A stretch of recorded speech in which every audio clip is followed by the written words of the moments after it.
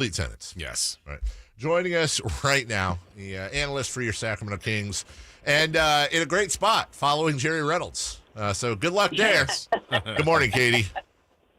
Good morning, fellas. I know, I was listening to Jerry, who, oh, my God, I just absolutely love that man. He has been so fantastic and just so wonderful when you look at this organization. And, yeah, like, I turned on the radio when I got in the car. I was like, oh, man. Yeah. Sorry. By the way, right. I just so you know, I did publicly thank you for the gift you got me in New Orleans. I did not say what it was. Yeah, he's never told anybody. Yeah, I haven't told anyone, and I can't. It was a T-shirt. It was a T-shirt, but it is not one that is suitable for many occasions. Yeah. So. Oh, is it Mardi Gras themed? Yes. Yes, it is. Oh, okay. Very, very Mardi Gras theme. Oh, so the T-shirt must have beverages on it. Beverages and beads. Right. Okay. Got it. I mean, beads, I guess kind of technically beads. Kayte, I know you're not, you illogically, like many, are not part of Team Tank, and I understand that. That's me. Illogic. But I had to throw that out there. Yeah. But we were talking earlier, like they beat the Bulls, and let's say they beat the Bucks tonight. You know, even people like me can't be mad at that. When it's not going to mean anything, almost certainly standings-wise, plan-wise, that's pretty much all but dead. But can something like a run against some pretty darn good teams, is that something that's carryable into next season, in your opinion? Yeah, and I think it's super important because it's not even just about beating them, because every team can kind of have an off night from time to time, regardless of if you're like a contender or not. But to me, that was one of the most complete games I've seen the Kings play this season. The way that they played collectively as a unit, the way that they played on the defensive end of the floor. And to me, they need to see and experience that when you play the right way, that you can contend with anybody. And so I think that, yes, it's carryable into next season for that reason and that reason alone. And then even on the same note, I guess individual play, like a team, you want to do it collectively. But, Kayte, you know it. What we're seeing from De'Aaron, you hope can go for a full season, because what he's doing now is Have you seen him play better? No, I haven't. And, I mean, when you look at his numbers in the month of March, it's the highest average, points per game in any month of his entire career. So just statistically looking at it, it's very clear that you have it. But then the eye test is completely different. And to me, it's the way that he's playing. And I think that the ability for him to play alongside Domantas Sabonis has changed so many aspects of his game and made things easier. But, like, shockingly, you guys, it's made him able to play harder and more consistently at the defensive end, which just shows really what his true potential is. And that's what the team needs. That's the way the team needs to be playing. Not to mention, you guys, I haven't seen this form of leadership from him ever during the course of his career. So, yeah, I mean, it's changed a lot of things. It's added it. But I think the big puzzle is, now that we've seen it for 2-3 years in a row, a slow start to the season from De'Aaron, and then he ramps up throughout the year. How is it that he can come in playing closer to this level that he's playing at the end of the season than, the way he's been starting? That's the big puzzle and the big question. Okay, so without trying to do narratives and hot takes and all that, can we now say in retrospect, do we have enough of a sample size to say that Fox and Halliburton weren't going to work out long term? My personal take is no, they were not. Does that mean I was correct? No, it doesn't mean that I was correct. Maybe. I don't know. I mean, that was my personal take. I feel like one of them had to go. Just because I think that the reason, and this is a testament to Tyrese, actually, I don't think anyone expected him to be the player that he was so quickly, or maybe even ever. I think maybe they thought a solid complementary piece, but it's without a doubt, and you look at this across the board, national writers, other, I think everyone's pretty much on the same page that if Tyrese Halliburton doesn't become an all-star at some point, it's going to be shocking. So I think that the way that Tyrese plays versus the way that De'Aaron plays, it just wasn't suited.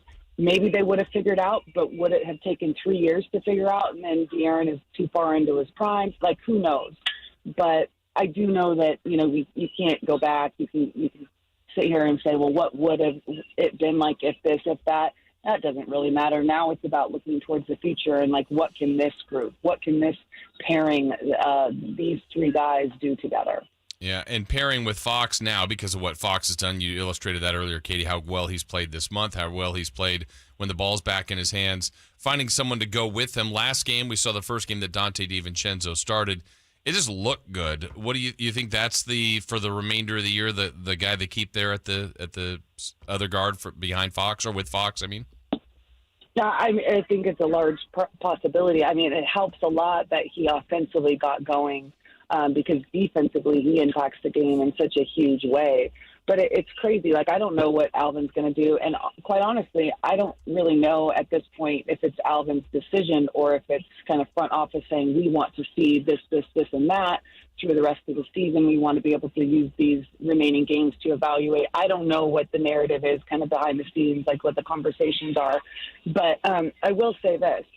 Dante, I know, is going to be a great player. Defensively, he's already there. Offensively, he has so much potential. He's been very inconsistent as of late. Like this season, he's gone through a lot with his injury and his stuff with his ankle. But if you look at Davion's numbers as a starter, I think it's like 8 games. It's absurd. So then you see what Dante does. I mean, all of these guys so good in that starting lineup. And so you sit there and you go, okay, well, starting and playing alongside the premier players, the De'Aarons, the Domoses of the team, Harrison, man, it makes everyone better. So I'm not surprised that Dante played so well in that starting group. That's something that's Kayte Christensen's with us. That's something I've been wondering a little bit more lately as we look to the offseason as well with one eye. Can De'Aaron Fox and Davion Mitchell start together? And I asked you about Fox and Halliburton. Now I'm going to ask you about Fox and Mitchell, taking size, everything into account. Can Mitchell and Fox be a productive starting backcourt? I mean, if I knew that kind of thing, I would be on the coaching or the front office side. I mean, I can say I personally don't think that grouping is the best of the pairings on the roster right now. I think there's several above it, but could it work? It absolutely could. One thing I do know is Davion's shot is not consistent yet, but I've been saying it all year on the broadcast. Like, he's going to be a really good shooter in this league because his form is and his fundamentals, everything, the mechanics of his shot from his feet through the finish is so like fundamentally sound. So all he needs to do is get reps, to get experience, to get game time, and that shot's going to become really, really good. So if that's the case, and he is a knockdown shooter and he can knock down threes at a really, really high clip, yes, he would be able to play alongside De'Aaron. De'Aaron's shot, his three over this last, handful of games, he's shooting at a ridiculous clip too. So it's like if they both can continue to improve on that trajectory, then yes, they can. Because what De'Aaron really truly needs alongside him is a three-point shooter, lots of them, to really help open up that lane so he can be as good as he can be at the part of his game where he truly excels. Katie, the Kings are in the same kind of stretch here where I think it was the Denver game at home. The second half defense was as good as we've seen. The other night against the Bulls, I thought it was really good. But also in this stretch, 45 to Clarkson, 40-plus to Randall, a bunch of big individual nights. We know defense has been an issue, but there's glimpses. What's going on defensively that, there's a little bit of hope, but then some nights it feels like it's a lost cause? Oh, my goodness. Yeah, I sit here and we kind of have like our purple blinders on, right? Like, why do guys have, these career nights against us or season nights, season highs against us? Why does it seem like it's every night? Well, I think that actually happens to a lot of people, a lot of different teams, and we just don't realize it because we're so focused on the Kings. But, what Jordan Clarkson did was absurd. And I am not at all putting any of that on the Kings. I thought they actually did a fairly decent job. And I'll admit, I haven't had time with, everything going on to go back and actually break down that film of how they defended him.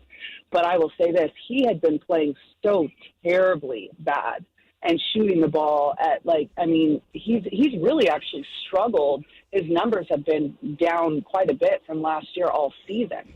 But even the handful of games leading up to that game against the Kings, he was really, really bad. And with players like him, there's always a game where they're going to break out. And I kind of look at that game with him as that's kind of what happened there. Because it's okay, well, the Jazz, who are not a bad defensive team, were they upset that they let De'Aaron Fox go for 44? Are they sitting there on the other side going, why is it that we always seem to let someone go for 40? You know what I mean?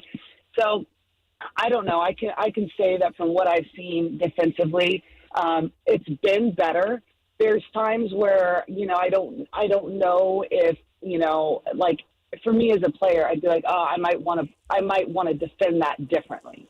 But that's, we all have our preferences on how you kind of defend coverages. So I think the most important thing that I've seen with this group defensively is that they're actually starting to play very, very much on a chain. They're on a string. They're the multiple efforts defensively.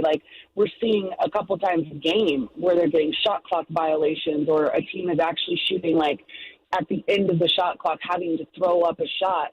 And that's not something we saw very often earlier in the season. So I just think that the effort defensively, collectively, as a unit, is just so much better than it has been all year. Well, we're out of time. I'm writing this down. You and I are arguing about that next Wednesday. Not the effort part. My favorite Arco moment. Oh, yeah. Gosh, we'll get that off the air and tweet it out. Yeah. How about that? Because I'm getting looks. Of course. Kayte, you're the best. All right. Okay. Thank you, dear. Bye-bye. That's Kayte joining us.